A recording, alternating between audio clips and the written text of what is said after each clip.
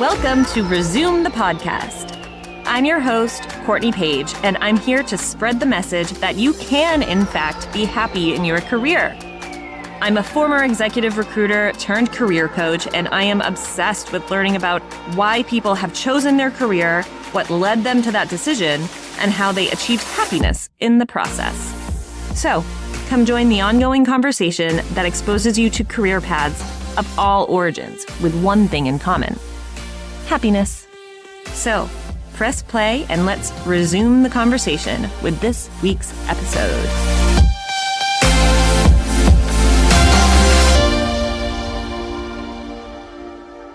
All right, today our guest is Richard Blank.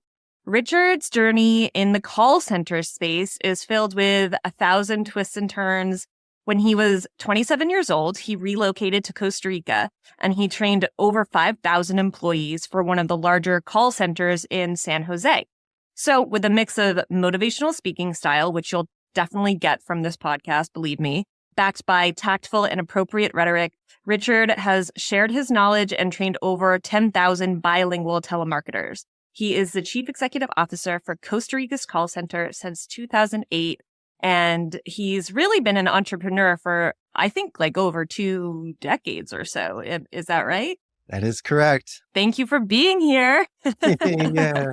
Courtney, so happy to be here with you and your amazing audience. And we're just going to resume our life and make ways to increase our happiness and fulfillment. Yes. And so I'm here to share some secrets today with you and your audience. Awesome. Yes. So Richard reached out to me and I had a very short call with him, and about 2 seconds in, I was like, oh, this guy is great. Like, you're so charismatic and you just embody like happiness at work. Which is really like my whole purpose in this podcast is just to show people that you can be happy at work, because a lot of people spend their days in a job for whatever reason, all good reasons, that, a job that they're not super excited about, or they're complacent and just going through the motions. So I love talking to people who are actually like really excited to get to work and talk about it. But I want to start off. So I like to start off with this question for everybody. If you were at a dinner party, and I feel like you go to a lot of dinner parties. I don't know why. I just get that kind of energy from you. I do receive a lot of invitations. If someone came up to you and asked, what do you do? What would you say? I write children's books, but currently I'm a CEO of a call center. Okay, cool. We're going to come back to that. Okay, cool. And what did you want to be as a kid? Because I will say the owner's CEO, president of a call center isn't necessarily something a 5-year-old might say. So what did you want to be when you were a kid? I guess I was always gravitating towards groups of people where when you always have your best friends that are around you. And just like in Greece, you always think you're always going to be together right at the end of the movie. Mm-hmm. So I always wanted to surround myself with a strong team of people that have mutual respect and love, and we can have all these experiences together and grow together. And that's why I have deep fidelity to my high school friends and my alma mater. But besides that, those that have crossed my path along my spiritual journey, it's when water seeks its own level, where it's almost like you've met each other in 12 lives prior to this one. It's obvious you can pick up where you left off. And sometimes silence is the best form of communication. It means that you're inherently very comfortable with that individual. And Absolutely. So you can be selective if you want to. But for me, growing up as a child, I guess I like the A team, so I wanted to be part of those guys. Maybe the face man. I don't know. Nice. But that's me growing up in the 70s and 80s. But to have this luxury trade where the stars were aligned, my 1,000,000-to-1 odds hit, where besides you got to get past certain guilt, and you also have to stay the course when there's very large influences and leverage that are put against you. And so these were calculated risks, and sometimes it was serendipity where I just fell into it. And so if you can make life that sort of soup of experiences and just take out the stuff you don't like, then you might have something there. Yeah. I want to touch on something you said about guilt and maybe like expectations that might have been surrounding you or placed on you as a teenager or young adult. Can you speak to that a little bit, if that was something that you dealt with and how it affected your path? Of course, Courtney. It's a sensitive topic. I believe that even though mine is specific, it is relatable to those that have parents that expect you to enter into medicine, to law, family, business, marry a certain person, have certain friends, live a certain life. And that's fine if you want that structure. And if you like camp and school and your hours that are put out for you, that's fine. But life gives you zigs and zags. And sometimes if you're book smart, it doesn't mean you can survive in the real world. People always laugh at that at high school reunions. The ones you expected the most disappointed you and the long shots hit. It's because they found their way in this world. And so for me going back, I come from a nice family and we were immigrants from Europe at the turn of the 20th. So my great grandparents went to New York and the garment industry, learned English and made their money during the Depression, which is a great story. And so when it was my turn to choose my path, I didn't want to go to Harvard Law like Grandpa, Columbia Business like Pops, and Washington and Lee like my older brother. I didn't have the structure, discipline, maturity, or the grade. Like Courtney, I had the love for Spanish. And it was my favorite class, and my teacher wrote me a recommendation for college. And so I knew that this gift of a second language would show such good faith to people as a first impression. So I realized none of my friends could do it. So I could volunteer for that mission and be the one to translate for a doctor and get us out of the cave. And so I saw myself as being marketable. So I used to put "Se habla español" on my business cards. And lo and behold, it landed me an internship for Telemundo. I got a job for the importers of Corona postgrad. And when I was 27, a very good friend of mine in college offered me a 1 in a million shot. The barn door open theory. And I had a chance to What is that? Well, when a barn door is open, that horse isn't coming back. And so unless it's a really good horse. Well, Courtney, if you allow the bird to leave and it comes back, then it's not trained. It loves you and it feels comfortable. And so for me, I realized that I wanted to test water. And by moving to Costa Rica for just a couple months, I realized this is where I wanted to be. It's the first time I saw the insides of a call center, but I fell in love here. I married the girl of my dreams and I learned the business. And a friend of mine extended to me 4 years of almost graduate school of really learning, not C-level, Courtney, but from the inside, Al. And so it really wasn't a calculated risk. It was a dedicated practice. Come on, buddy, it's your time risk. I just needed some capital and impulse control, and I was able to start a business. But you have to see the sign. If there's positive reinforcement, you mentioned earlier getting excited to go to work in a day, and no one really wants to go to work. That's why I read in the 70s show said, listen, Eric, it's work. If you have a luxury trade, if you see the art in something, do you remember the Karate Kid? Do you remember when Danielson had to do wax on, wax off and up and down to do the fencing? Of course. He hated it. But now when he looks back at it, besides the training that he did, Miyagi wanted him to master levels. My good friend Courtney, if you're not humble enough to clean a table, to do a fence, to wash a car, to make a bed, then how could you expect to get to the next level and your peers respecting you? And so I think Miyagi was trying to ground Daniel-san in these exercises by, it's not just the repetition, it's after you snap out of that stupid honeymoon stage, resentment stage, bargaining stage, so stages of loss, you can then come into acceptance and you realize your abilities and the areas in which you're struggling. And that's part of maturity. And so, Courtney, amongst my journey, it wasn't about getting knocked down. It's like the gym. It was about learning to adjust my strength. And that's what I did do. And as much as there was naysayers and gray believers, it's only the people that want to put seatbelts on you, but it doesn't mean that the car doesn't move.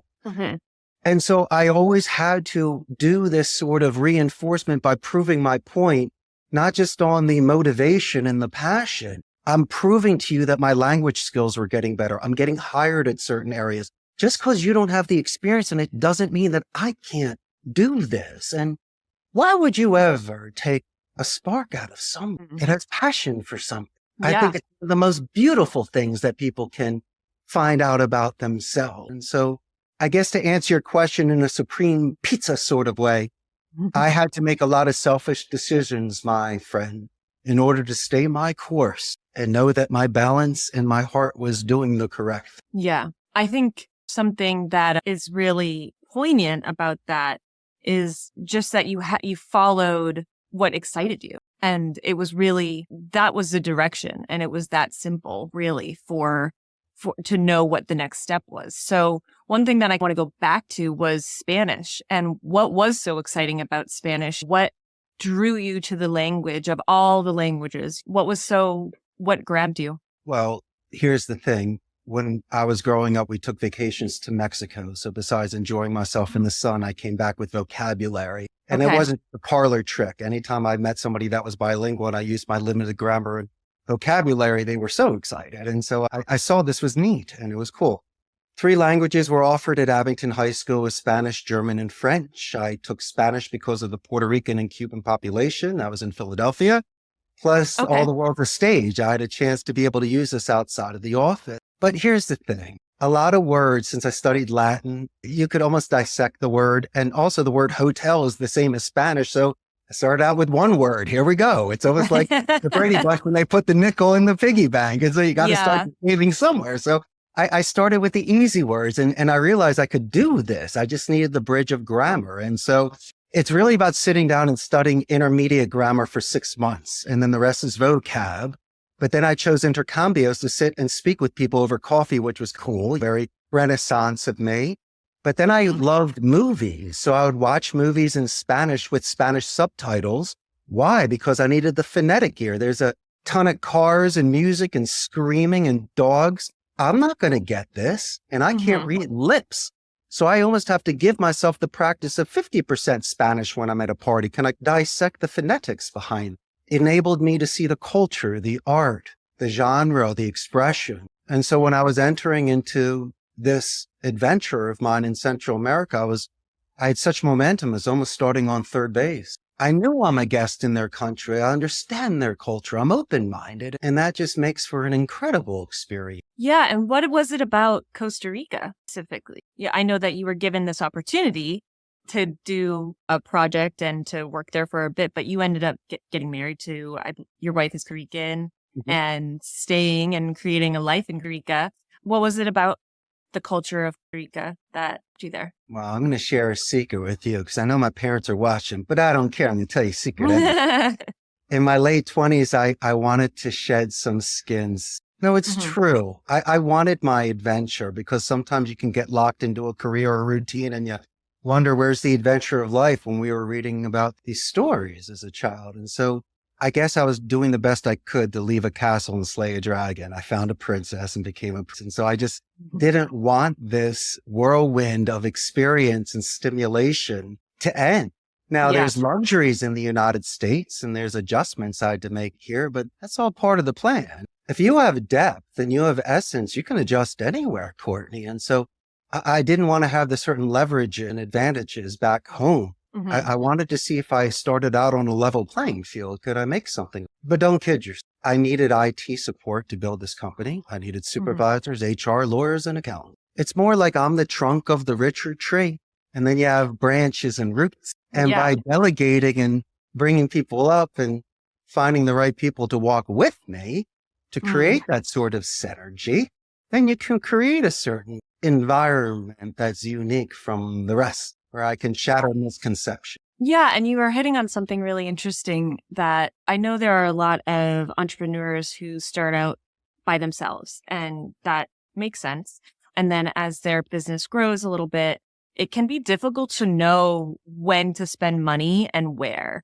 And you're talking about delegating. So I'm curious to know, like, when in this journey of yours, starting the call center and becoming president and CEO of it, who were the first people that you reached out to? You mentioned IT. That was obviously a big one because it's call center.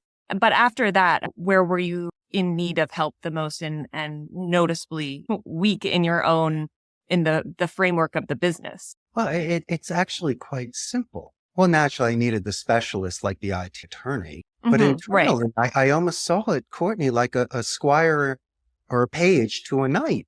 So I'm working with somebody, right? Billy's 20 years old, weapon behind the ears, but he's showing up on time and he's bright and he's coachable. And when I make suggestions in regards to the thesaurus to expand his similes and give a more diplomatic vocabulary, the kid takes it serious. And so why can't I have him sit in on a powwow meeting when we're writing scripts? Why can't I teach him how to write a business composition email so he knows that sort of structure, or how to do a certain tailor-made voicemail for a client and explain how this is going to be effective? And so I can see the budding, I can see the growth in the interest. And it's not just someone giving me attention, it's actual interest. And so children should be heard, not just seen. And this younger generation, maybe they're used to things that are nonverbal through chat or through emails. And if I can develop their interpersonal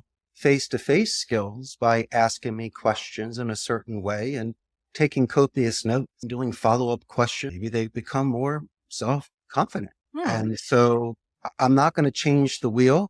Maybe you and I, my friend, are old school specialists, but if I can teach someone proper manners and to have face-to-face conversations, there's an excellent chance that they're going to beat out the competition when it comes down to final interviews or decisions. And so I'm just teaching them what was shown me by my grandparents, plus a little bit of Face Man and Remington Steel. But besides that, I want to see if I can balance their bikes, Courtney, because it's an art of speech. They're not just regurgitating or robots. I need for them to be so attentive and in the moment so they can anchor and bond with the clients and give them very positive experiences and retain them and upsell and really find fulfillment in their job. So that's what we do. Yeah. I'm actually really curious to know about the nitty gritty of how you find people for your call centers and how you do your trainings. Because, well, I have like 1,000 questions. So one, have you found that with young, and obviously like I'm a millennial, right? So when I was coming up, I remember there was a lot of, I don't want to call it like hate talk, but there was a lot of, oh, millennials are lazy. And now it's funny because Gen Z is coming up and I'm hearing a lot of similarities from what I remember hearing when I got out of college from older generations saying the same thing about Gen Zs. And my husband is always talking about Gen Zs at work. And just, it's hilarious because he sounds like an old man. But I'm curious to know if you have found that with every generation that has come up, there's like a trademark that they have trouble with. And with Gen Z in particular, the now up and coming generation, because of technology and because of messaging and all of that, have you found that they are less impressive in person and with speaking, not necessarily in person, but on the phone, and their speaking abilities and communicative styles and prowess? For the most part, I think if they want to, they can. But what I've seen the lack of would be certain commitment in regards to professional. Since I compete against Amazon, somebody could be hired to. So in essence, they have the leverage. Doesn't mean I want to yell and scream and threaten people, but I've seen people not give 2 weeks notices, or they just do the maximum of minimum to get fired and use labor laws. Wow. But when you run a business, that's sometimes what's in the kitchen. But I also do follow labor laws. So we try to do things where people are following through. But I tell you what, highly intelligent, someone that is bilingual, Courtney, bears the mark of hired. Naturally, they come to my door with 1, 5, 10, 15 experience. Multiple call centers, HP, Intel, customer support, sales, you name it. They mastered the CRM's headsets and typing tests. And that's fine. But why don't you turn the paper over? Give me 2 paragraphs of a coming of age moment. I'll gauge your English. Come on. Show me a time you beat up a bully or saved a kitten. Or as you say, take that 1 in a million chance because you want to drink life a little, want to marry the person of your dreams, or walk across that dance floor and ask somebody to dance. And if I see that, it shows me multiple things. A, that you're not just a print. You can be B, if an incredible person like Courtney does have you down and wants to bond with you and ask you questions, are you capable of bonding? And third, can I give you a super cool nickname? So if it's a rainy Wednesday and you're feeling bad, I'm going to call you Kitten Saver Champ. That's where you need to be. And those are the sort of things, if you're willing to disclose and make yourself vulnerable, then collectively we can make ourselves more powerful. And there's nothing wrong with show and tell. Yeah, I love that. There's a big vulnerability and just the openness to be, what's the word? Just honest, really, about where you're coming from and what you are there for. I think is a huge marker also of just emotional intelligence. And that is really valuable in any business. And I'm curious to know, so when you're training people, so once they get through the Richard test, when you're training people, let's say someone who is new, brand new, and they're there just because they need a job and call center is all remote. I don't know if they come in, do they come in person still, or do you have remote workers? But what is it like? What is the first kind of like training that you do with people? Because speaking is such a art, it's such an art that I'm just so curious to know how you would train someone to create a bond over the phone in such a short amount of time. Of course. Pre-COVID, it used to be brick and mortar. Post-COVID, as you see, hybrid work from home. Thankfully, with our equipment and technology, we can connect with people through VPNs and work with us. It just took away a lot of the excitement we had on site. How do we train people? You mentioned someone that walks in with zero phone experience. I can teach you to use the system. You have no bad habits, perfect clean slate. I can take you. And then we're talking about people that are plug and play that have the experience. What do you and I do? It's almost like you and I are going to remodel the house. It's a beautiful house, but sometimes we don't like the paint, right? Or the backyard, we got to put the pool in the sport court. They just didn't do it right. And so I see where they rushed training, didn't give them the resources, or I hate to say it, maybe gave them bad habits. And so I'm never going to teach them to lie. I'm going to teach them to educate. And from that point of view, people make decisions. It's a great way to move things forward. And so I'll gauge vocabulary. If they're using words like help or excuse me, I will replace them with, instead of help, guide, assist, lend a hand. Excuse me, Courtney, for my clarification. These little adjustments are adjustments of tone and what it is buying us 30 seconds of time. And it's also allowing us to show you we're paying attention so you don't have to repeat it a second time. Got your point. And so certain transitional sentences that we use, I know how to rate questions, take it from horizontal to vertical, open-ended questions. Perfect example. Do you like ice cream? Or, Courtney, what kind of ice cream do you like? What kind of ice cream do you like, Courtney? It's funny. I just went to get ice cream today. I got mint chocolate. How many scoops do you do? I get a small, which is a massive. Do you do cup or cone? I'm gluten-free, so I'm reluctantly gluten-free, so I have to do cup. Final question. Any toppings? Up north, I'm not going to say what they're called up north in Boston, which is where I was this past weekend. But right? Yes, they're called Jimmy's, which is not okay. It's not okay. I can't believe they still use that, but sprinkles, but chocolate sprinkles, yeah. Yeah, chocolate Jimmy's. Oh, rock on.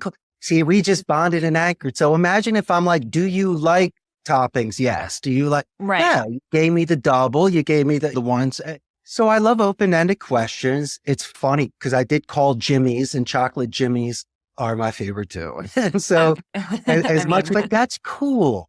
And that's a Richard call. So unlike everybody else where we then got to talk business, at least there was a second where you're anchoring, where you can do a company name spike. Resume podcast. How are you today? Compared to, may I speak with Courtney, that you sound like a salesperson. You can mystery shop. You can say it better than the person answering. And if I do get transferred to you by your assistant, Billy, I'm going to let you know Billy was great.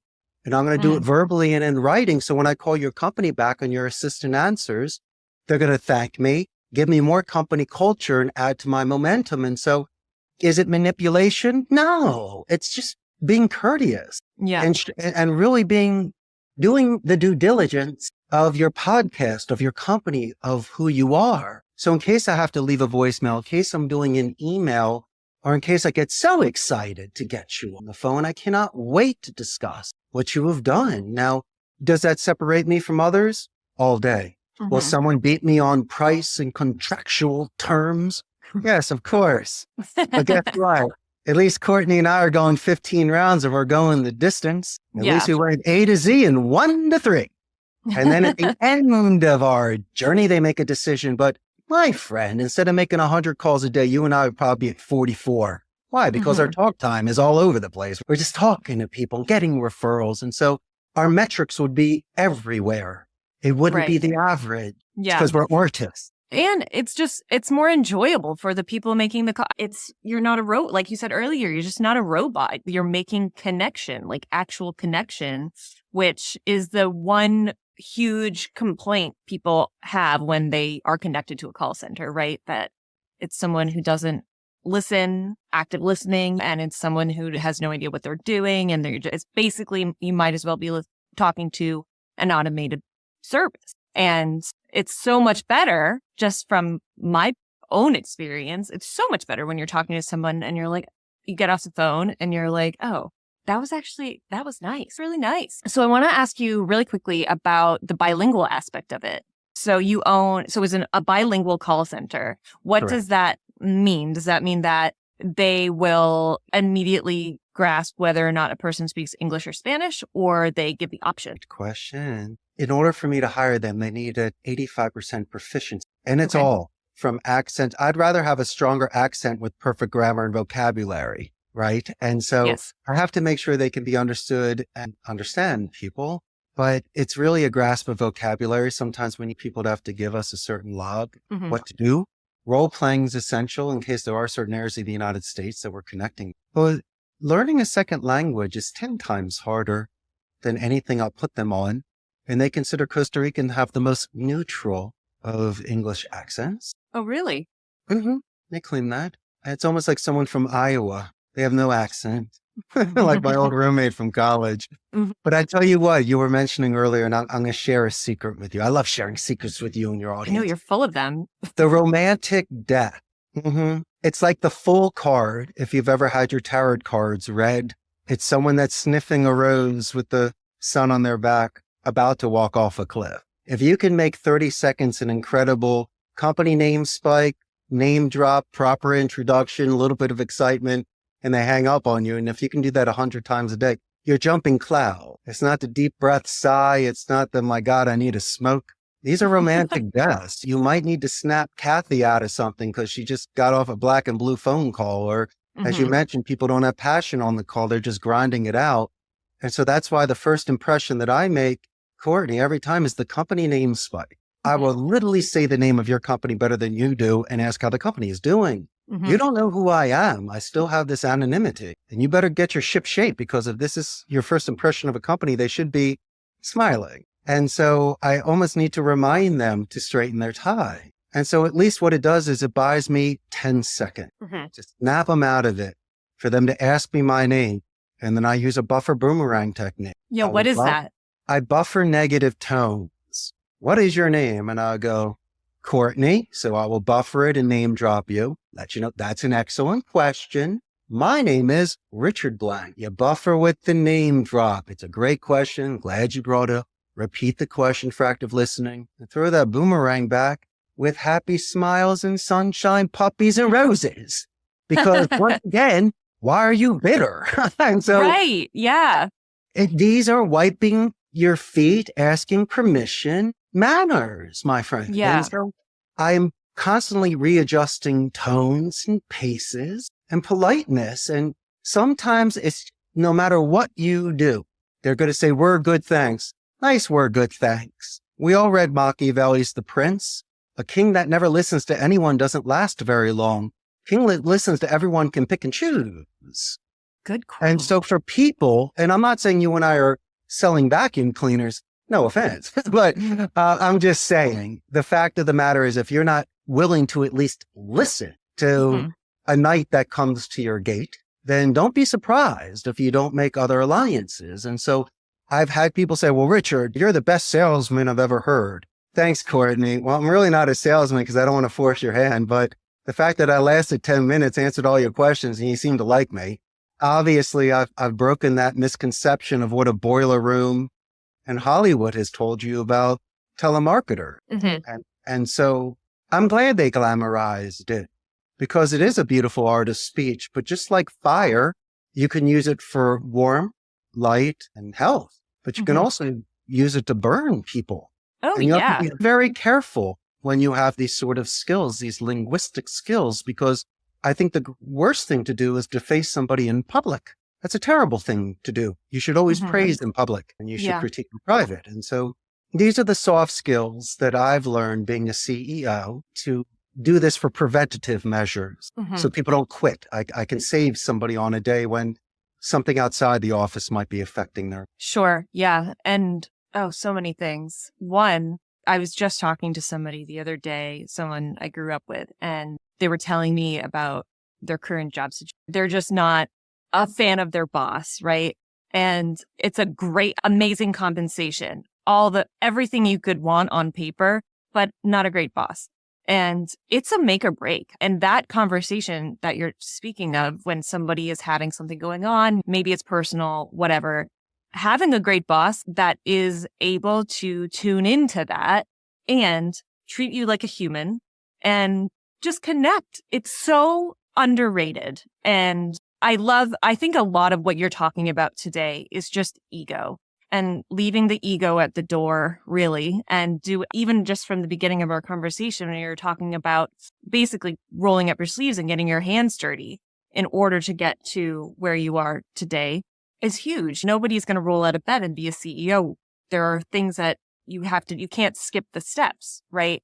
And I think that takes a lot of grit and also recognition that you're not always going to be as special as you think to everybody, but that's okay. You don't have to be the king or whatever to everybody, so long as you're doing your best and leaving the ego at the door. I think that's so much of what you're saying. And when you have a boss that does that, it is so, so valuable. So I just want to say that. Yeah, Courtney, and I think that was awesome. Think Oh, about it like this. You could either pay it forward or pay yourself. And I'm not talking financially. I have a luxury trade. English is their second language. You and I are native speakers. So come on, we're Billy Madison right now when we're playing dodgeball. And so for me, with this delicacy, I'm able to do wax on, wax off. I'm able to adjust grammar and vocabulary and tell you what cheese fries are and what the shore means compared to the beach. Yeah. You call it the shore like we do. And so those are the little things, but also being humble. Remember, if no one shows up at Chuck E. Cheese, you have no friends at your birthday party. And so it's not fun playing big boss. I'd rather have it on merit, where I have people standing with me, not behind me. Like George Orwell's 1984. If that's what you want, then go for it. It's golden jewels lose its luster. And there are certain people that want to know value. They're outside of something that anybody can possess from many different ways. And if you are into the spirituality like I am, not in deep form meditation or things that I can't explain metaphysically, but the fact that I've been blessed with such a beautiful, it only slows me down even more. As Ferris Bueller wisely said, to look around once in a while, you may miss it. And so instead of, as they say, when you get older, time speeds up. No, my good friend. When you start putting those of the puzzle to your big board, put things to bed, you forgive yourself for when you were younger and you just didn't know better. And you realize that you have friends that have been with you for your whole life because they love you. I think you're probably the richest person in. It's so crazy that you're talking about friends that you grew up with. I just spent my weekend this past weekend. I have 2 little kids, so leaving them is like a big deal. My daughter is 3 and my son is 1. So leaving them is a big deal. And one of my best friends that I grew up with, we've known each other since 3rd grade. So we were 8 when we met. She's like my sister, and there's 5 of us.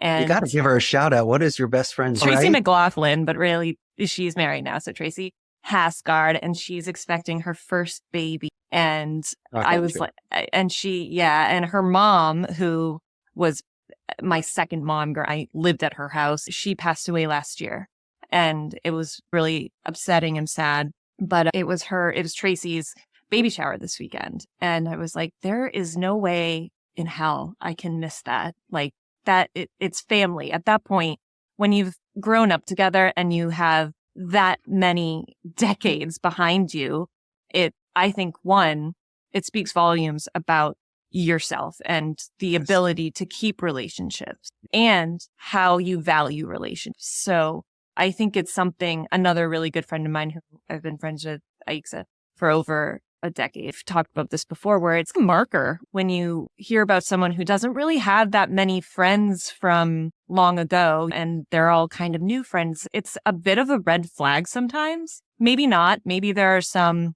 anomalies in there, but I think generally speaking, it just says so much about relation. Well, some of your friends may change. You can't act like you did when you're 8 years old your whole life, but there are some friends that have taken certain paths or might have resentment or just might see things differently. It's interesting and it's okay, but there's a lot of people that will make the call instead of wait for the call. Yeah. And if the call is made, it's not like you're keeping score and it's a tit for tat.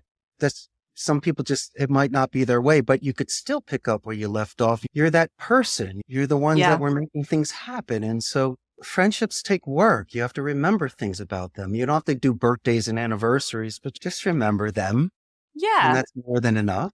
I know it is. And it is. And it is it's so rare just to have good people that you can pick up the phone whenever and call. And life is unpredictable. You don't know what's going to happen.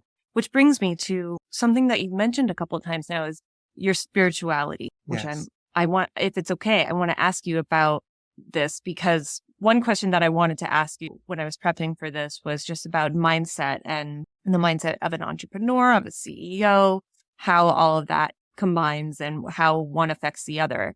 But you've brought up spirituality a couple of times, and I think that ties into mindset. But can you tell me just a little bit about when you talk about spirituality, what does that mean to you? Letting go. Nothing's fun when you're tense. Like I love the philosophy of Wu Wei, where there's no resistance, where you use the current, you use the wind, you use gravity. And there are certain things naturally that you're not lying, cheating, or stealing, but can be used to your advantage.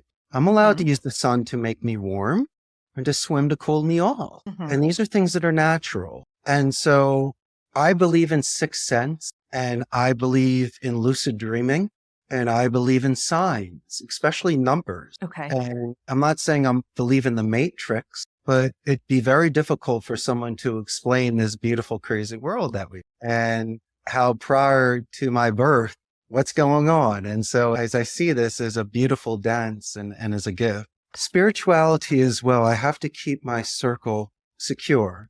And I am willing to extend with family and friends, financial or emotional resource. But if that light goes out, that's a very dangerous thing. Sometimes it's tough to get that back on or you forget how to turn it on. And I love when things have runs and streaks because obviously something is happening with the trajectory. And collectively, I know I mentioned groups and people in your lives, but in essence, dearest, do know that this is a solo trip here. And we do things in our own individual forced marches. We might have people cheering us along and giving us food and shelter and wishing us Godspeed. But there are times when you look in the mirror, put your head on a pillow, or you have those moments and you have to decide what you want to.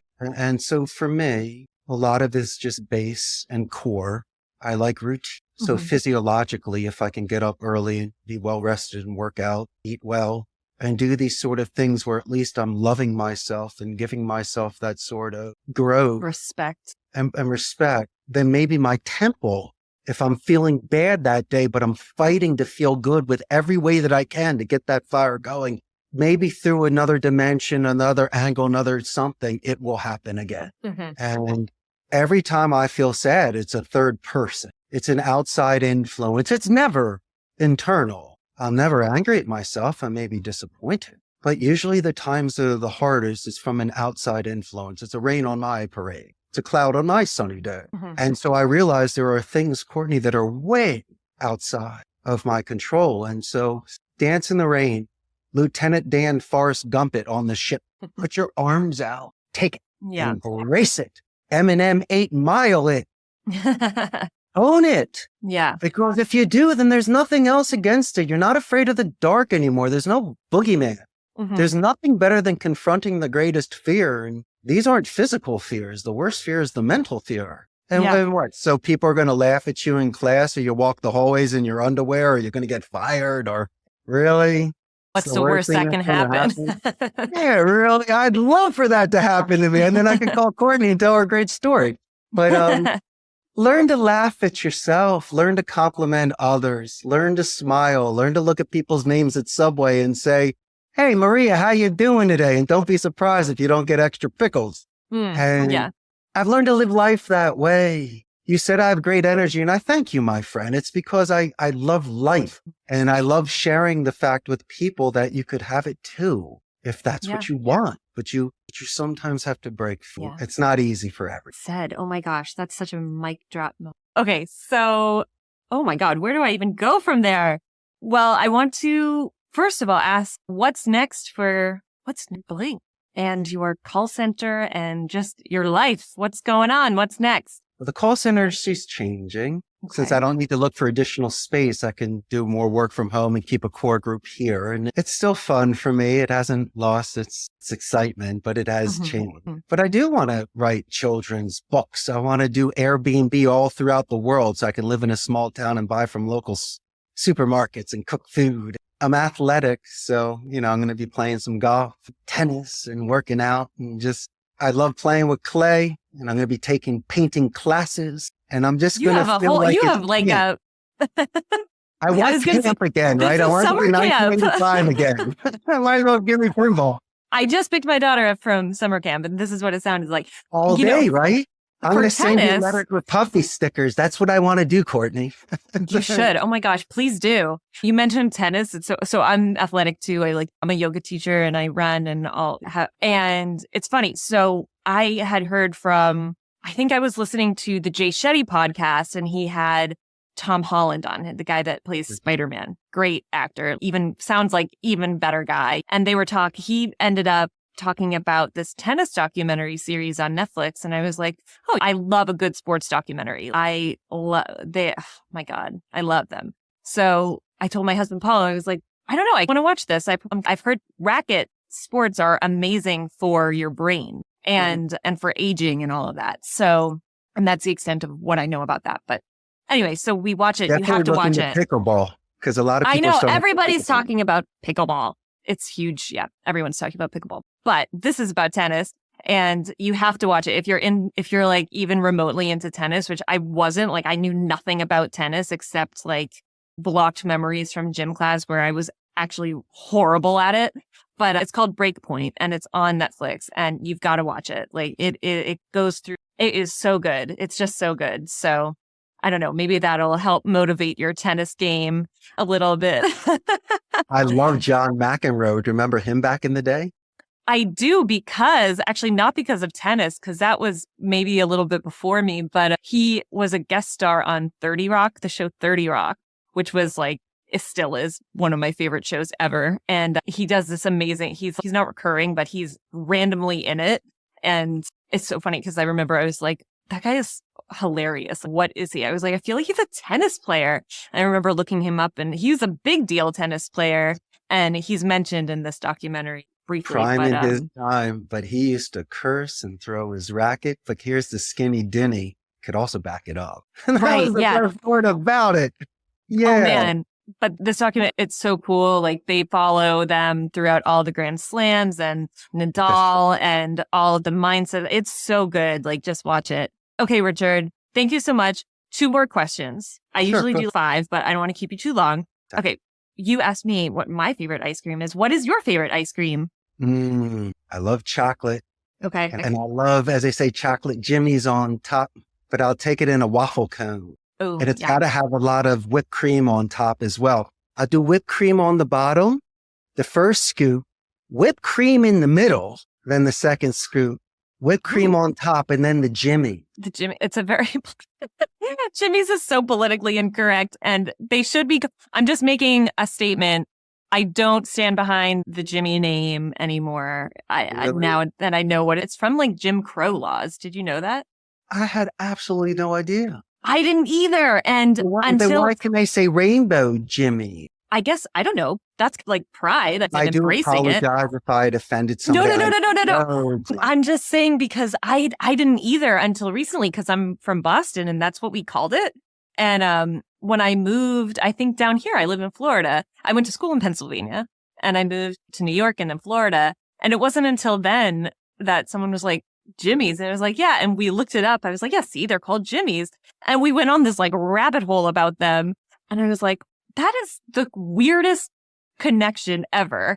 But I was just up in New Hampshire and they are still called Jimmy's there. So maybe I'm wrong. Maybe what I read was wrong. I hope so. But all right, cool. So chocolate. Yeah, love chocolate, a classic. chocolate. Yeah. Chocolate. Okay. But it's whipped cream though, at least half the bottle. That's like my dad. My dad loves whipped cream. It's so fun. Does he do it? Yeah, I know what he does. Yeah. He loves hot fudge. Like my first job was at like a little ice cream stand with a farm and they made it there. And it was like so good. Yeah. My second and last question for this little rapid fire is, what is your morning routine, or what is your better question? What is a self practice that you have in your daily routine? The fun stuff and the boring stuff. The boring stuff is the gym and the protein powder shake in the morning. The fun stuff is driving to work in my convertible, listening to In Excess.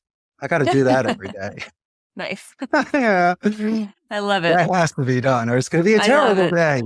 Yeah. You got to set the tone, right? Richard, you've been very generous with your time. Thank you so much for coming on Resume the Podcast. And thank you so much. And everyone, go check out Richard. We'll include anything in the show notes on how to get in touch with him and all of his stuff. Thank you so much for tuning in to this week's episode. I'm so grateful for your precious time and energy.